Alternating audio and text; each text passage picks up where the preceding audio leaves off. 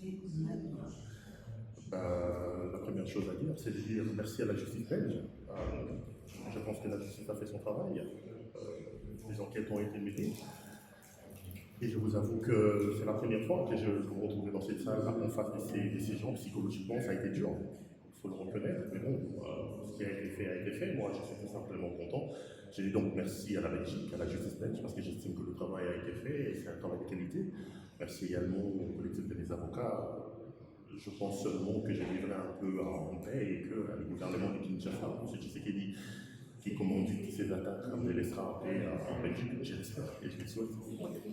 Ici, le juge a dit on reconnaît la gravité des faits, on reconnaît aussi les motifs politiques. Ça vous donne un certain de contentement que c'est reconnu. Oui, je suis content que la justice belge reconnaisse que non seulement que je suis en danger, mais surtout qu'il s'agit d'une opération transnationale. Ceux qui ne le savent pas doivent le savoir. Le Congo vit aujourd'hui une grande dictature. Le président Tshisekedi, qui a passé l'essentiel de sa vie ici en Belgique, qui est président de ce pays, a installé une tyrannie et une dictature, ce qui fait que toutes les voix discordantes des personnes qui ne voient pas les choses comme lui sont appelées à aller à l'étranger. Malheureusement, même en étant un étranger, il exporte la violence et la dictature au point de nous attaquer, nous autres qui sommes ici réfugiés dans ce pays. Donc la justice a reconnu que c'est pour des mobiles politiques que j'ai été attaqué, le reconnaître, et ça veut dire que c'est M. Félix Tshisekedi et son gouvernement qui sont derrière. Au-delà de ces aspects judiciaires, tout ce que je demandais à la Belgique, qui est un pays des droits, auquel M. Tshisekedi est attaché, c'est de faire un peu de pression et d'aider ce pays parce que la gestion et la gouvernance qui aujourd'hui au pays est quand même assez catastrophique. On ne peut pas faire semblant, fermer les yeux face à cette dictature et à cette tyrannie que M. Tshisekedi a installée au pays et le gouvernement belge et les autorités belges semblent être dans une sorte de laisser-aller. Il est quand même temps que la Belgique, au niveau de ses autorités et de ses dirigeants, ouvrent les yeux et comprennent que M. Tshisekedi est un dictateur et qu'il installe une tyrannie dans son pays.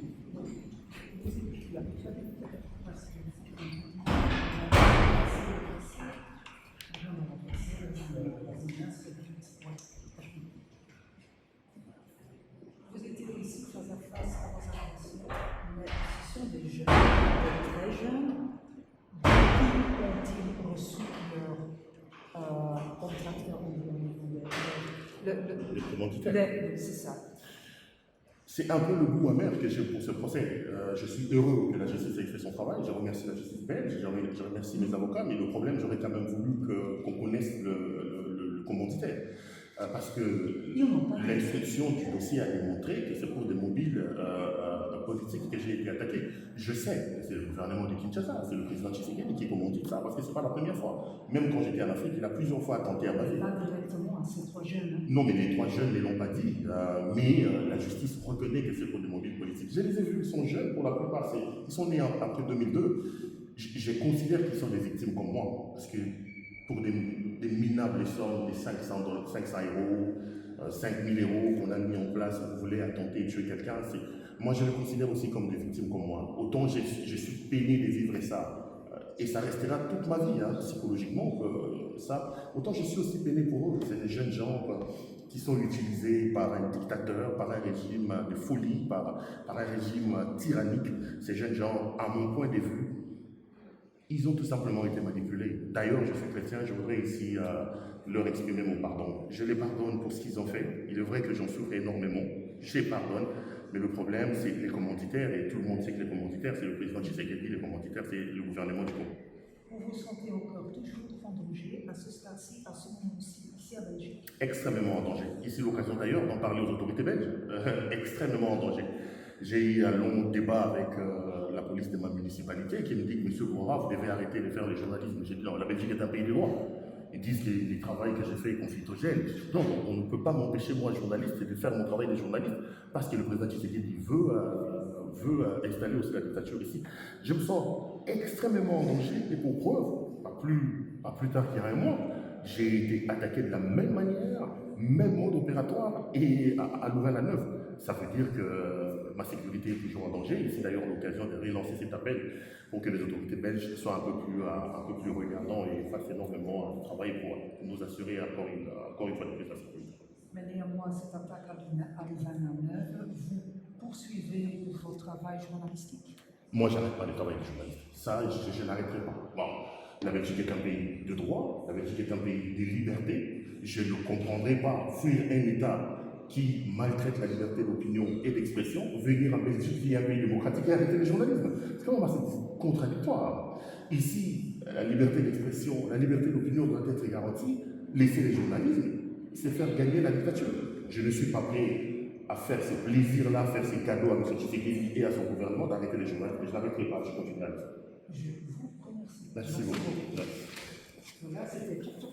Maître Alexis, vous êtes avocat de M. Le Rouloir. Le verdict sur sa prévarication vient de tomber. Quel est votre sentiment et qu'est-ce qui a été décidé par la justice?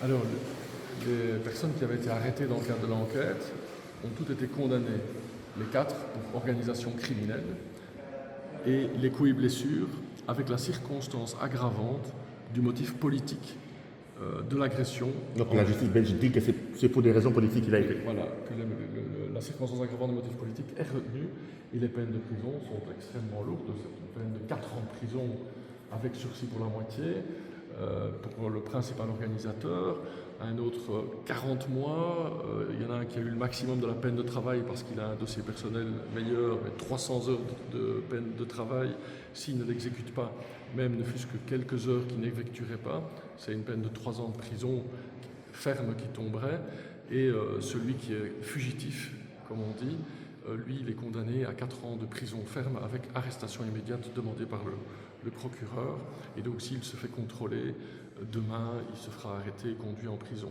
Ce sont des peines assez fortes, mais surtout ce que moi je retiens de cette condamnation, c'est que c'est un signal extrêmement fort vers les autorités congolaises qui ont organisé, en mettant une cible dans le dos des journalistes, 4 millions de dollars, en mettant une cible dans le dos, organisent la répression transfrontalière, comme font des dictatures de par le monde, pour s'attaquer à un opposant ou à un journaliste qui est critique avec le régime.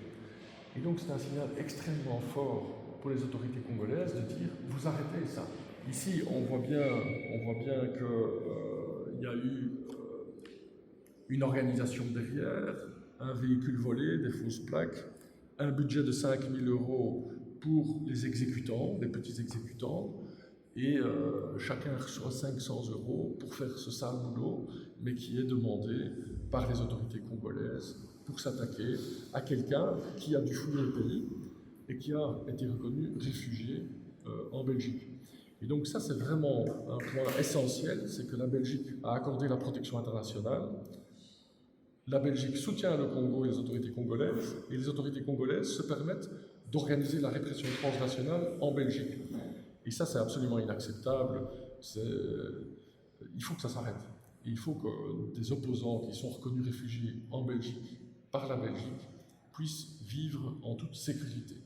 Et donc ça, c'est vraiment une demande que nous avons, c'est que la sécurité d'un journaliste comme Pedro Louara soit garantie en Belgique. Il est reconnu réfugié ici.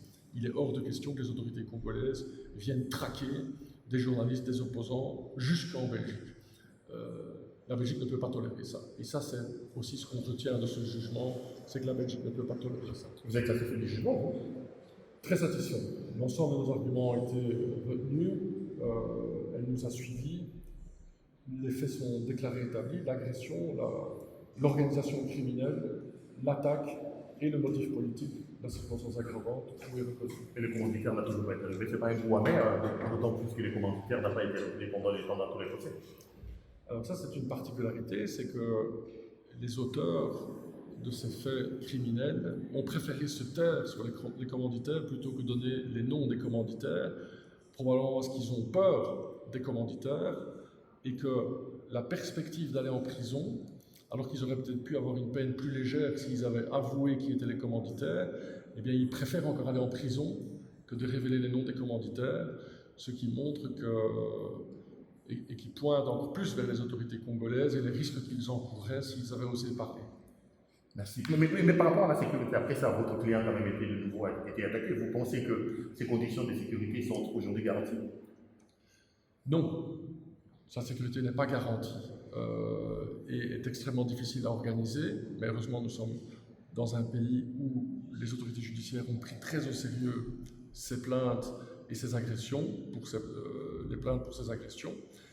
Et ce qui est vraiment remarquable, c'est que la deuxième agression dont il a été victime, c'est de nouveau le même modus operandi, comme disent les juristes, une voiture volée, des fausses plaques luxembourgeoises et un petit groupe de criminels qui exécutent l'attaque.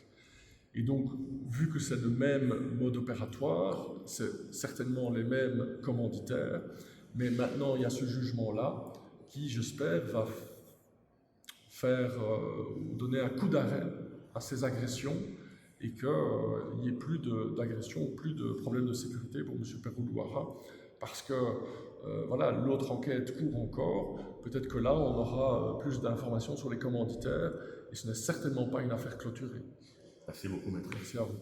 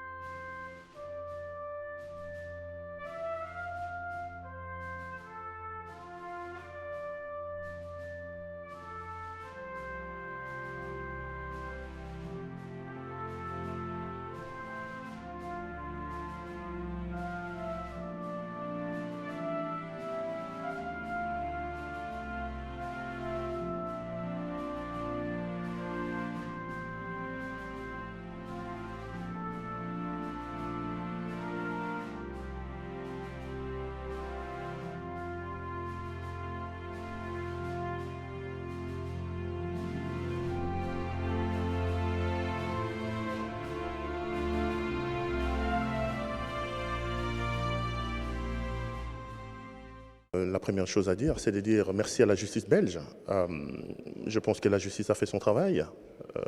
Les enquêtes ont été menées. Et je vous avoue que c'est la première fois que je me retrouvais dans cette salle en face de ces gens. Psychologiquement, ça a été dur. Il faut le reconnaître. Mais bon, ce qui a été fait a été fait. Moi, je suis tout simplement content.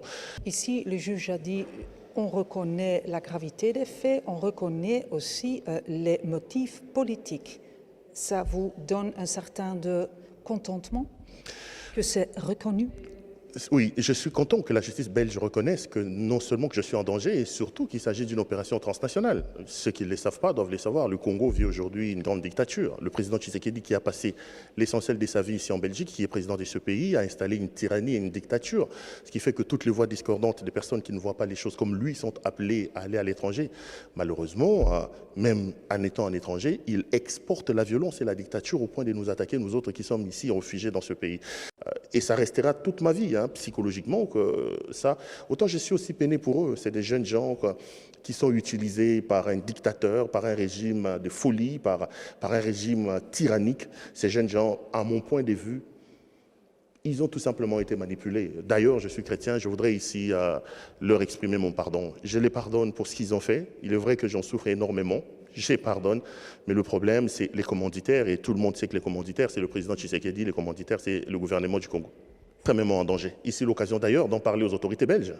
Extrêmement en danger. J'ai eu un long débat avec la police de ma municipalité qui me dit que Monsieur Louara, vous devez arrêter de faire le journalisme. J'ai dit non, la Belgique est un pays de droit.